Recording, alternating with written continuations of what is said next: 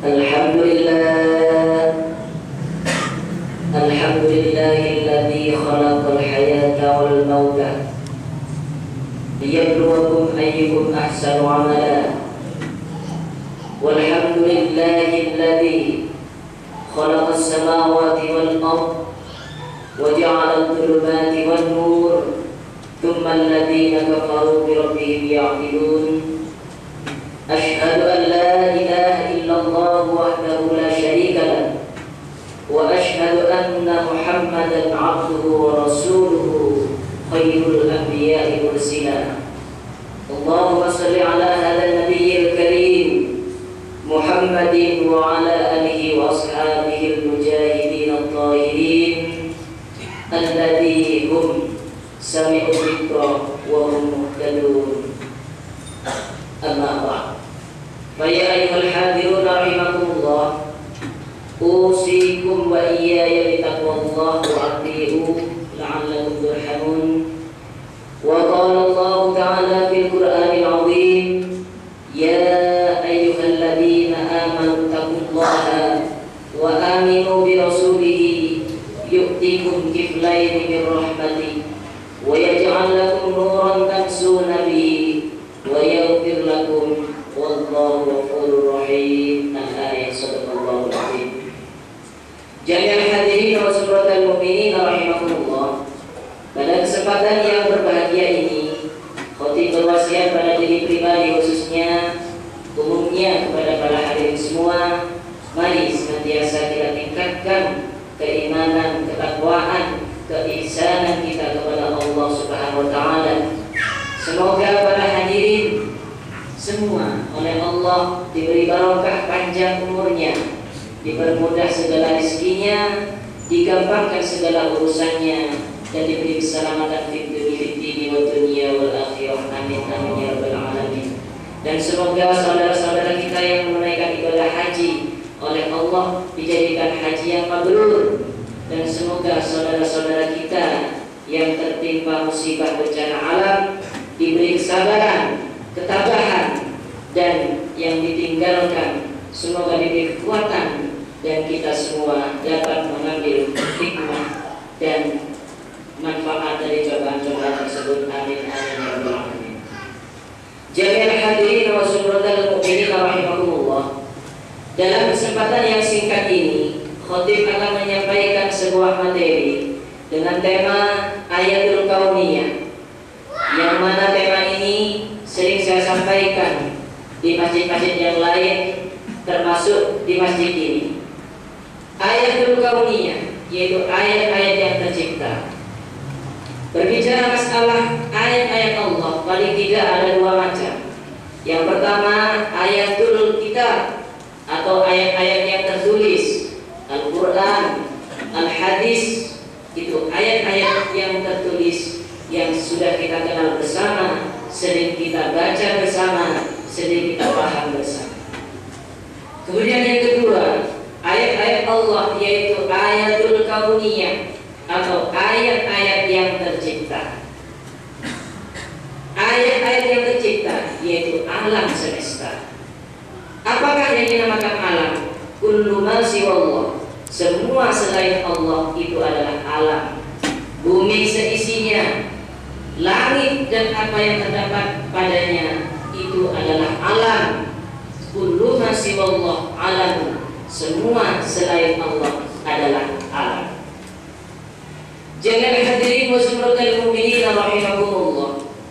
Berbicara masalah alam semesta, maka kita ingat pada waktu kita belajar ilmu geografi dan lain sebagainya, bahwasanya bumi berotasi pada porosnya, revolusi mengelilingi matahari, atmosfer bumi, udara yang seimbang, sumber energi yang mencukupi, dan keadaan-keadaan alam yang semuanya tersedia untuk manusia. Semua yang ada di alam semesta, bumi dan seisinya, angkasa dan apa yang ada padanya, itu semuanya diperuntukkan untuk manusia. Alladzi ja'alakumul arda firasya was samaa'a binaa'a wa anzala minas samaa'i maa'an fa akhraja bihi minat semua yang ada di alam semesta ini diperuntukkan untuk manusia. Kemudian pertanyaannya, jika alam semesta ini untuk manusia, lalu kenapa masih terjadi musibah, gempa, longsor, banjir, tsunami, angin, petir, dan lain sebagainya? Kenapa masih terjadi demikian? Apakah memang bumi ini sudah tua? Atau apakah bumi ini sudah enggan, sudah bosan bersama dengan manusia? Atau karena dosa-dosa manusia sudah menumpuk sehingga bumi, alam semesta tidak mampu lagi membawa manusia? Apakah seperti itu? Jawabannya, Islam menjawab bahwasanya apa yang menimpa manusia itu dikatakan musibah. Apapun yang terjadi di alam kita, fenomena alam dan lain sebagainya, ini adalah kehendak Allah. Ini adalah fenomena alam, merupakan musibah yang datangnya dari Allah Subhanahu wa Ta'ala. Para hadirin yang berbahagia, dalam pandangan agama Islam, musibah yang menimpa kita itu terbagi menjadi dua, yaitu musibah yang betul-betul natural, betul-betul sunnatullah, natural of law, betul-betul murni kejadian alam. Ini adalah murni kehendak Allah. Qul huwal qadiru ala an yab'atha 'alaikum 'adaban min fawqikum. Dialah Allah yang berkuasa memberi musibah kepada kita min fawqikum, dari atas kamu, kata Allah. Para mufassir menafsirkan apa yang dimaksud musibah dari atas kita. Bisa ditafsirkan dengan angin, petir, hujan, longsor, dan lain sebagainya. Wa min aw min tahti arjulikum, atau dari bawah telapak kakimu. Bisa banjir, bisa gempa, tsunami, dan lain sebagainya. Jadi mutlak ini adalah sunnatullah yang terjadi mulai zaman Nabi Adam sampai sekarang. Bumi ini selalu berubah, selalu goncang, fenomena pasti terjadi. Kadzalika nusarriful ayati la'allakum yafqahun. Begitu juga kami ulang musibah dari musibah ini. Kadzalika nusarriful ayati la'allahum yafqahun, supaya kita itu paham bahwasanya alam ini tidak statis. Alam ini bersifat rusak, alam ini bersifat berubah, itu wajar. Ini sunatullah. Ini yang pertama. Kemudian yang kedua, musibah yang terjadi di alam semesta ini bukan hanya murni kejadian alam, bukan hanya karena sunatullah, tapi di situ ada intervensi manusia. Ada pola tingkah manusia yang tidak berkenan, manusia yang menuruti hawa nafsunya, sehingga berdampak negatif pada alam semesta. Dhaharul fasadu fil barri wal bahri bima kasabat aydin nas.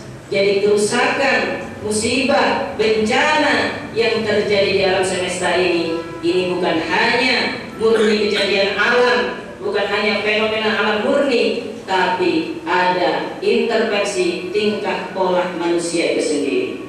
Pencemaran udara, lingkungan, pencemaran air, pencemaran tanah, eksplorasi tambang tanpa batas, eksploitasi makhluk hidup, penambangan pohon yang merajalela, itu salah satu pola tingkah manusia. Sehingga kalau tadinya bumi ini diperuntukkan manusia, bumi ini untuk manusia, sehingga bumi pun menjadi marah kepada kita. Kenapa engkau bunuh aku? Kenapa engkau rusak aku? Padahal aku, kata bumi, aku oleh Allah diciptakan untukmu. Kenapa engkau begitu tega merusakku? Jangan hadirin wa suratul mu'minin a'adzahumullah. Kemudian apa hikmah setelah kita ketahui beberapa sebab musibah tadi, yaitu murni karena kehendak Allah atau sunatullah. Yang kedua, karena penyebab dari pola tingkah manusia. Kemudian apa hikmah dari balik ujian, di balik ujian tersebut? Sering saya sampaikan, bahwasanya ketika tertimpa musibah paling tidak ada 3 hal. Yang pertama, yang menimpa kita itu dikatakan ujian. Alladzi khalaqal mauta wal hayata liyabluwakum ayyukum ahsanu amala. Itu merupakan ujian. Berarti kalau kita diuji oleh Allah, ingin ditingkatkan kualitas keimanan kita, derajat kita, dan pangkat kita di hadapan Allah Subhanahu wa taala. Kemudian yang kedua yang menimpa kita itu dikatakan teguran. Karena kita pada awalnya lurus kemudian melenceng, oleh karena itu Allah butuh meluruskan sehingga ditegurlah kita. Liyudhiqahum ba'dal ladzi 'amilu la'allahum yarji'un. Itu yang kedua. Yang ketiga, yang menimpa kita itu bukan ujian, bukan teguran, tapi adab. Na'udzubillah. La in syakartum la azidannakum wa la in kafartum inna 'adzabi lasyadid. Jadi yang menimpa kita yang nomor 3 ini adalah murni adab atau persekot dari Allah, persekot di dunia, kelak sisanya di akhirat. Na'udzubillah, na'udzubillah. Kemudian yang terakhir sebagai kesimpulan, sebagai solusi ketika terjadi musibah di mana-mana, musibah sudah mengglobal di dunia, semuanya terjadi setiap saat, setiap detik terjadi bencana. Lalu apa solusinya? Islam mengajarkan solusi untuk meredam murka Allah, di antaranya mari perbanyak istighfar. Di dalam Al-Qur'an, "Wa ma kana Allahu mu'adzibahum wa hum yastaghfirun." Allah tidak akan mengadab suatu kaum sedangkan kaum tersebut membaca istighfar kepada Allah. Ini Al-Quran berkata. Jadi sehingga musibah yang menimpa kita itu bukan adab, bukan teguran, tapi dengan harapan yang menimpa kita itu adalah ujian dan kita diberi kesabaran oleh Allah Subhanahu wa taala. Yang pertama, perbanyak istighfar. Kemudian yang kedua, kita perbanyak saling mencintai. Kita rawat bumi kita cintai bumi kita. Kata Al-Quran, "Wala tufsidu fil ardi ba'da islahiha." Jangan berbuat kerusakan di muka bumi setelah Allah memberi kebaikan di dalamnya. Jangan berbuat kerusakan karena bumi ini jelas untuk kita. Kemudian kita tingkatkan saling mengasihi. Di dalam hadis qudsi, "Irhamu man fil ardi yarhamukum man fis sama." Cintailah apa yang ada di bumi, termasuk mulai dari yang berakal sampai yang tidak berakal.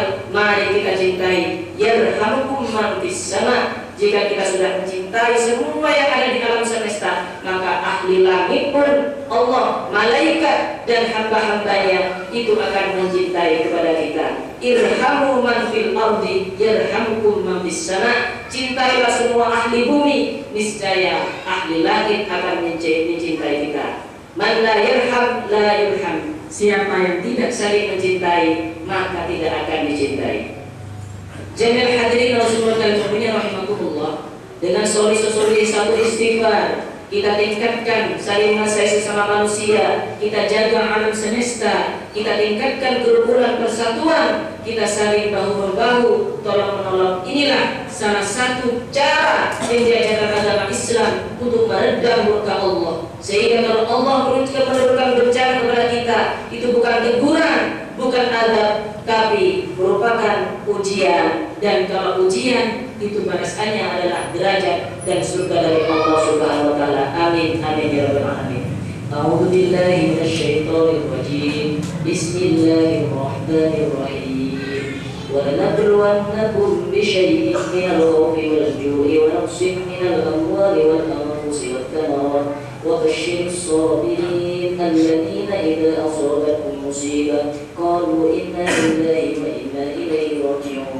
أولئك عليهم صلوات من ربهم ورحمة وأولئك هم المهتدون. بارك الله لي ولكم في القرآن العظيم ونفعني وإياكم بما فيه من الآيات الحكيم. أقول قولي هذا وأستغفر الله لي ولكم إنه هو الغفور الرحيم.